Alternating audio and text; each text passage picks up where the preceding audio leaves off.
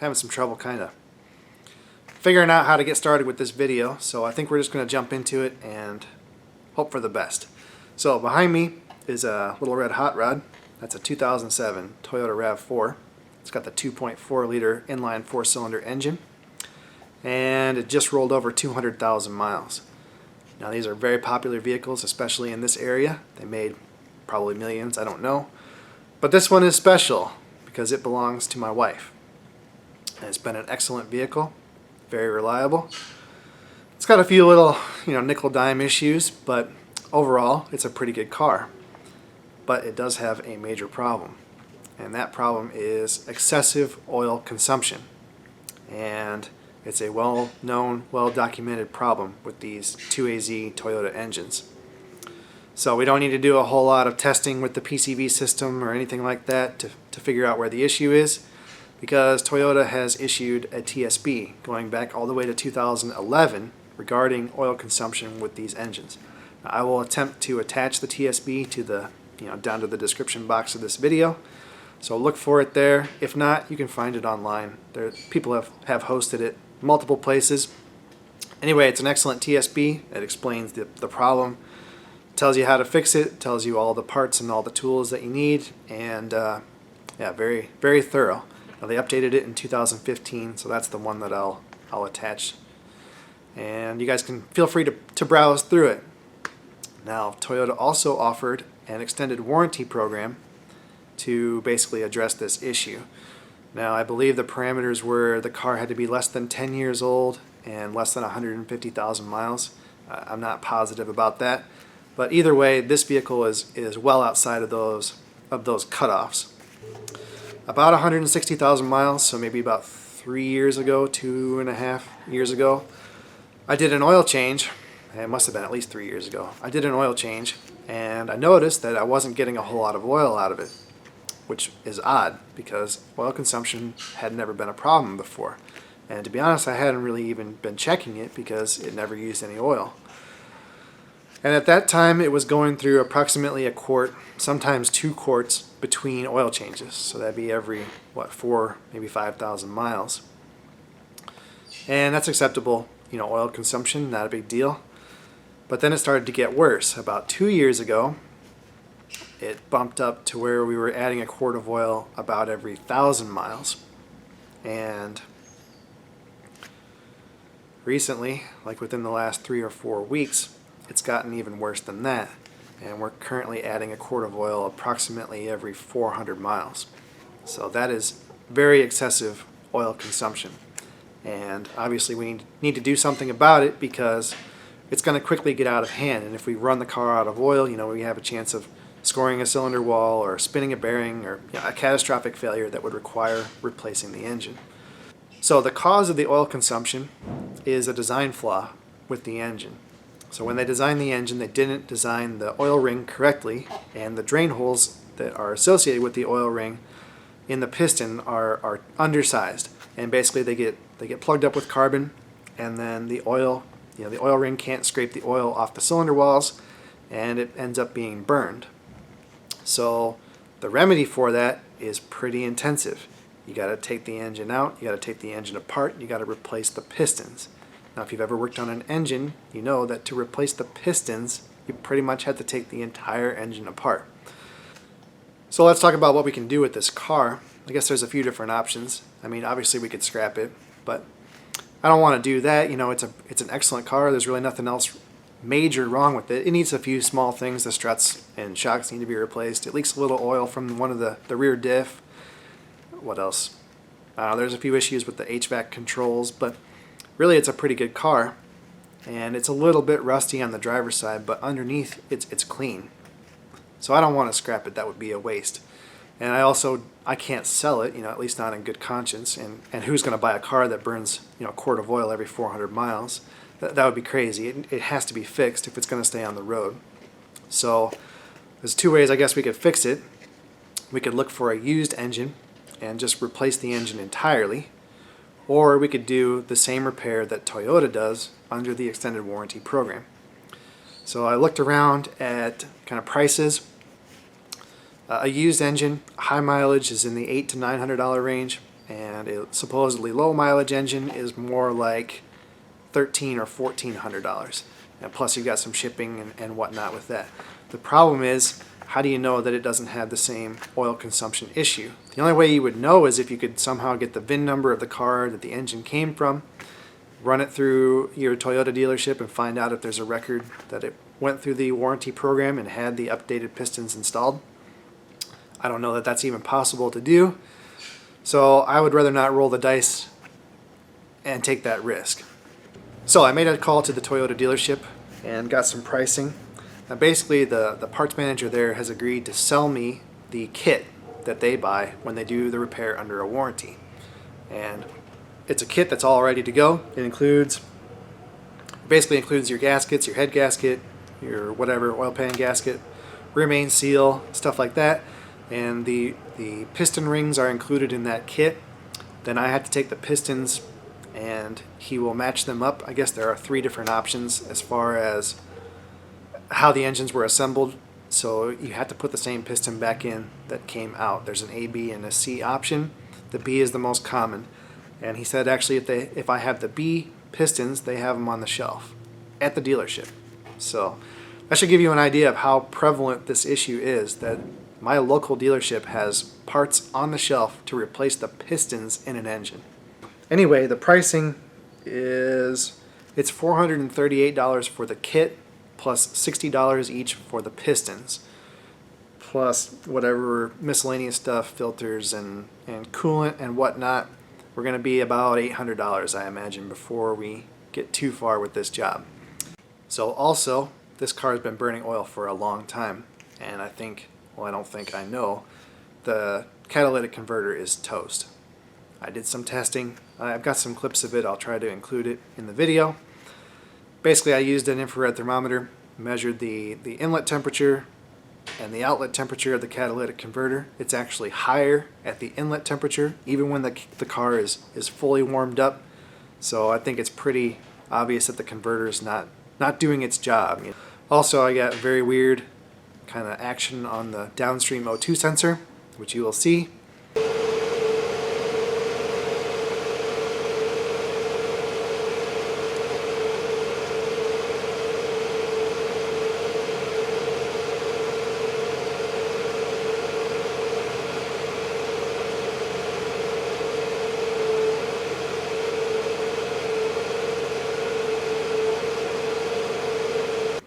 So yeah, the converter is toast. It periodically will throw me a PO420, catalytic converter efficiency code, so the car knows that the converter is bad, and I think we're just going to have to go ahead and bite the bullet on that. Now I looked around, aftermarket converters are available about $300, they're not too bad. So anyway, also I think there's something on the front end, or on the accessory drive that's got a bad bearing or something. We got to check into that. Alternator maybe, or something. You can hear it whining pretty good at idle. Does anybody else hear that? Sounds like it's kind of whining or whirring a little bit. So anyway, we're gonna have to spend some money to fix this problem. Okay, anyway, I think we ought to just get to it and kind of see where things go. I don't know how much of this I'm gonna film or how interesting it would really be. I've never done this job before. I'm not like a factory trained Toyota technician or whatever. I've worked on a lot of engines and a lot of cars, but I've not worked on this Toyota engine before. I don't really know anything about it, so I don't know that I'm really in a position to teach people how to do this, but maybe you can pick up some pointers by looking over my shoulder, and we'll try to hit the high points. I looked around, there just isn't a whole lot of information about this procedure. I'm sure it was all done by the dealerships, and they're not posting videos on YouTube. So anyway, maybe it'll be helpful for somebody.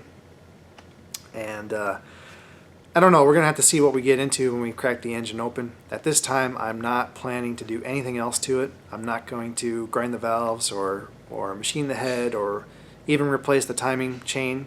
I asked the dealership guy what he thought about that, and he kind of of course the dealership's job is to sell new cars, so they always make it seem like they're super reliable, but he more or less made it seem like the Toyota mechanics are just like the Maytag man, you know, trying to stay awake because they don't really have anything to fix. But he said that basically when they do this job, they don't replace anything else. They just take the engine apart, replace the pistons, put the engine back together, put it back in the car, and the problem is solved. So if they can do it, we can do it.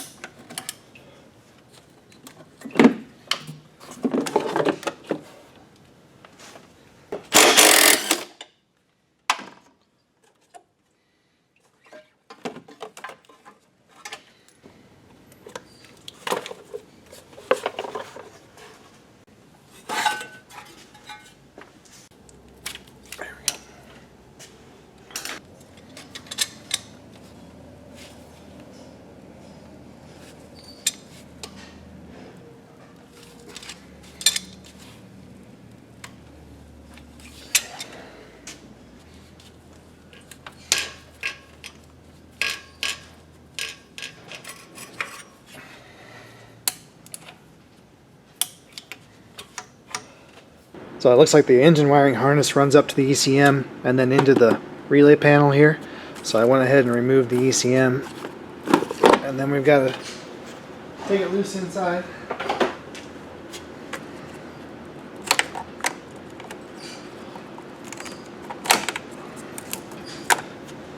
So be very careful with these. Anytime that you have a bolt in a fuse box, especially like on a ground strap or a power connection, very, very careful because you will break plastic. Oh man, I don't like that at all.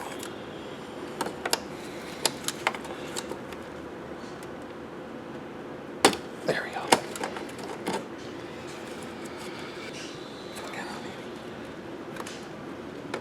There we go. So these Toyotas take a special fuel line disconnect tool, of course. But what I found works is I just took my 3/8 old plastic fuel line disconnect tool and cut it in half. I'll show you how to use it.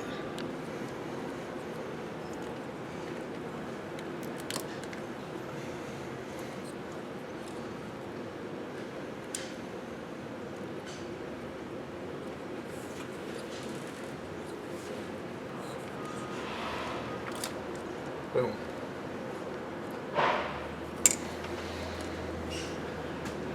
Well, there you go. If you don't have the proper tool, that'll get you out of a jam. I'll put a link in the comment box to where you can buy the For Real tool. It's made by Lyle. Alright guys, I think I'm done underneath. So the exhaust is broken loose from the converter, And the two brackets from the converter to the block, I've removed those bolts. And then the bottom bolts in the bell housing are gone. And I took the bolts out of the flex plate for the torque converter through this access panel. And then on the back side of the engine, you can barely see it, there's a bracket there that holds the CV shaft, and it's bolted to the engine block with 3 bolts. I just took that loose. We're going to let it sit there. And then the AC compressor, I took it loose from the block and I'm just going to let it hang there. So hopefully we can go up top, take a few things loose, and zip this thing out of here. Is that a 2AZ service manual you're reading there? No. No. Nah. Stop laughing at me. Dude, it's freezing. I'm shivering. Alright, I'm just going to go back and work on your car while you hold down the couch.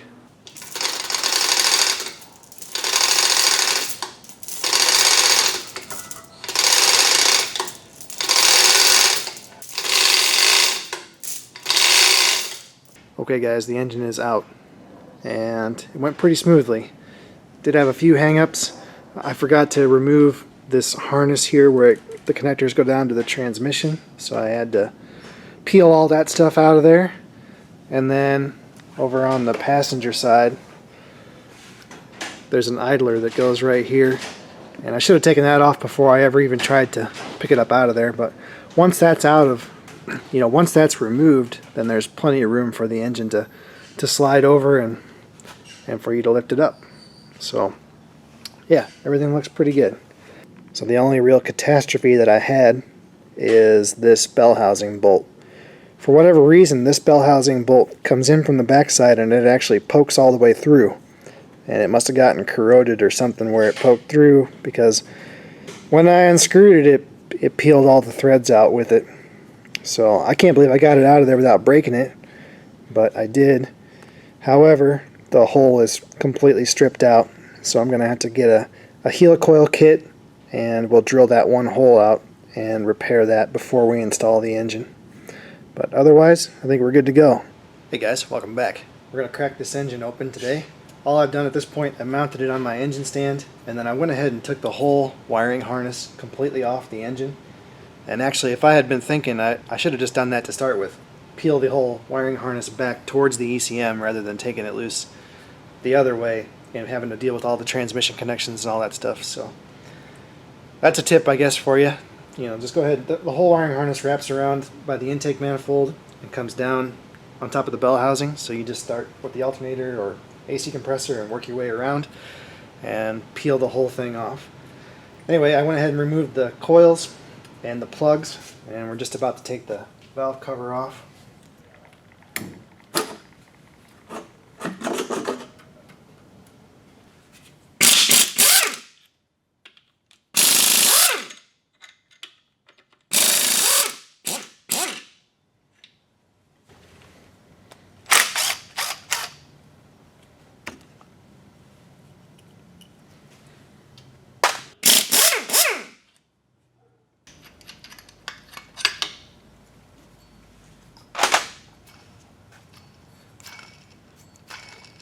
I was sure we were going to find something with that accessory drive. You hear that?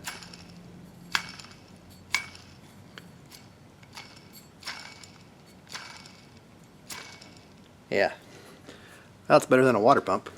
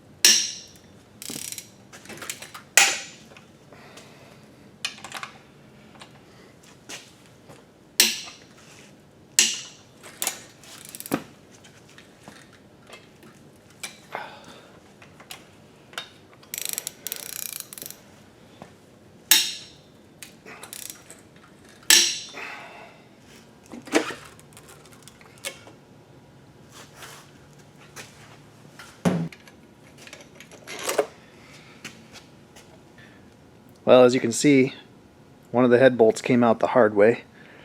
It was my fault. They're triple square, so it takes an M12 triple square socket or bit. This is the one I have, made by Lyle. I'll put a link in the comment box there.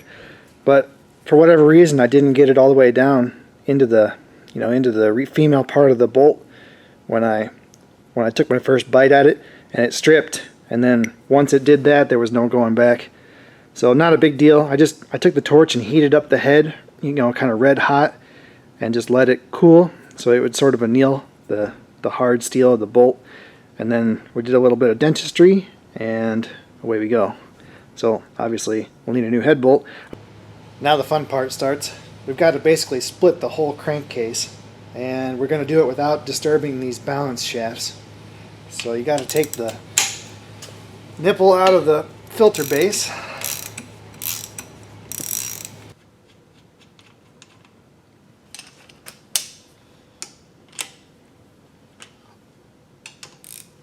You dummy.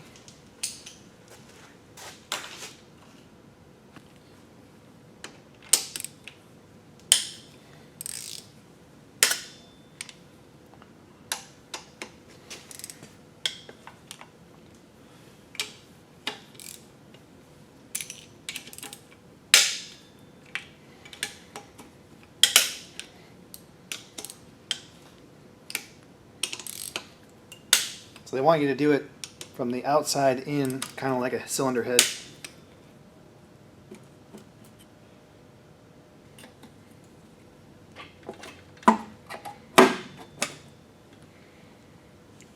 Alright, I got that oil pump chain out of our way, so let's see what we can do here.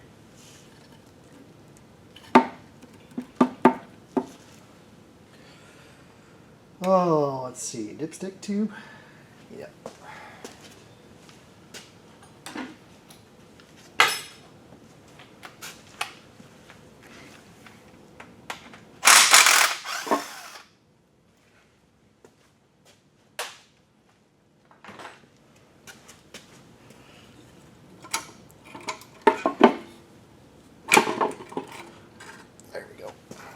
I hope it shows up on the camera, but these cylinder walls look fantastic. You can still see some of the original crosshatch mark from when they were honed at the factory, and there's no scoring, there's no ridge at the top. The book will tell you to use a ridge reamer before you pull the pistons out, but it's not necessary in this case. I just took some Scotch-Brite and cleaned the carbon off the top, and yeah, I don't see any problems at all. And there's no reason we can't put this engine right back together. Pretty cool. 200,000 miles. It's been burning oil for 50,000 miles, and it's still in fantastic shape. Now we'll go ahead and take the connecting rods loose. It takes a 12mm 12-point socket.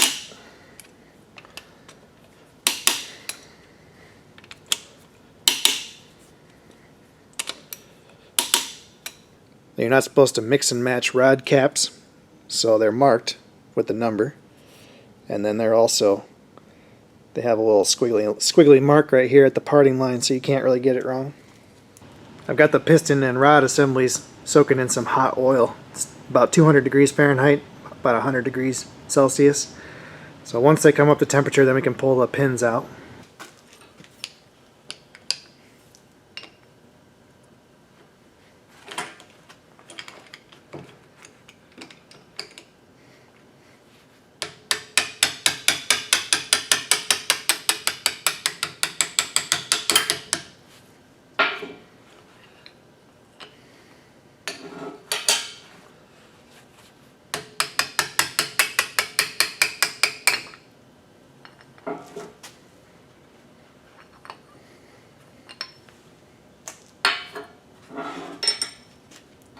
Well, this tensioner pulley has turned into sort of a fiasco. So you cannot buy just the pulley, or at least I couldn't buy just the pulley from Toyota or from Napa. I think there is a Dorman part out there, but let's not go there. So anyway, to buy the whole tensioner assembly from Toyota is $190. My cost to buy an aftermarket one from Napa is basically exactly the same amount of money. So we're going to fix the one that we have, and I went ahead and tore it apart. They really don't want you to do that. They use this goofy tamper-proof bolt so that you cannot take the pulley off, and it is Loctited on there. It's tighter than hell. So what I had to do is basically put some vice grips on the bolt and then heat the aluminum here ever so gently with the torch and then back this screw out. You could probably also just weld a nut to the head of the bolt and I'm sure it would come out that way. Just be very careful heating up aluminum, you know, to try to get the threads to break loose, because it's very easy for aluminum to gall when it's been heated. Anyway, so I went ahead and ordered some new bearings. They're just 6203 2RS bog standard deep groove ball bearings. They look like this. I bought them from McMaster-Carr. I think they cost about, I don't know, $5 a piece or something. Super cheap.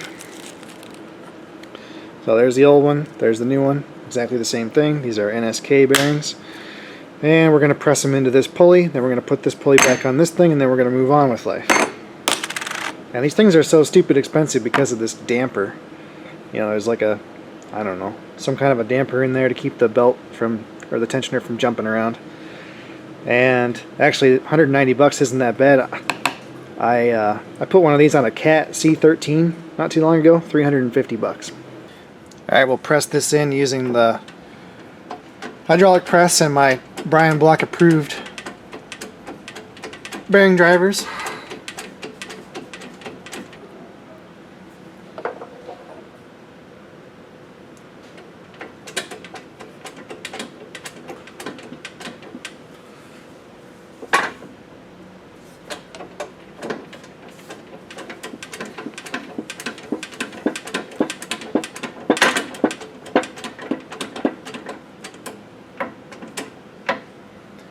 Boy, they went in a lot easier than they came out. Okay, so we'll stick this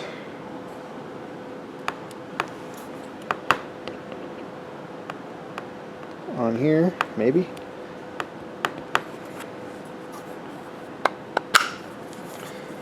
Like so. And then I purchased a new flange bolt that does not have a bastard head. Stick that thing on like that.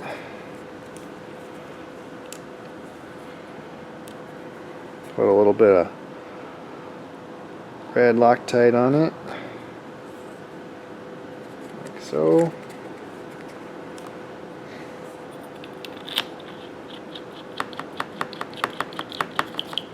It's an M10 by 35 millimeter, if anybody is curious. And then we'll torque that to factory spec. Click. Boom. Belt tensioner fixed. Total cost, I don't know, 12 bucks. Anyway, I've done this a lot of times, especially with idlers. I mean, they're just standard ball bearings. Press them out, buy some good quality replacements, press them back in, Bob's your uncle. Okay guys, everything on the engine is cleaned up and it's ready to go back together. I checked all the things I could check and everything looks good. I do have most of the parts, however, the head bolt, the one that I screwed up, it had to be ordered from the National Warehouse in Kentucky, and it will not be here till Monday. So we can go ahead and assemble the short block. I've got all the pistons and everything to do that, but we cannot put the head on until I get that bolt. At least we can't put it on totally. Also, the catalytic converter, I had to order that aftermarket. It comes from Tennessee. It should also be here Monday. So I think what we're going to do is we'll call this kind of the end of part one. We'll see how much footage I have, and we'll put it all together. And then in part two, we will reassemble the engine and put it back in the car. And God willing, it will start, it will run, and it will not burn oil. So stay tuned for part two. Thanks for watching.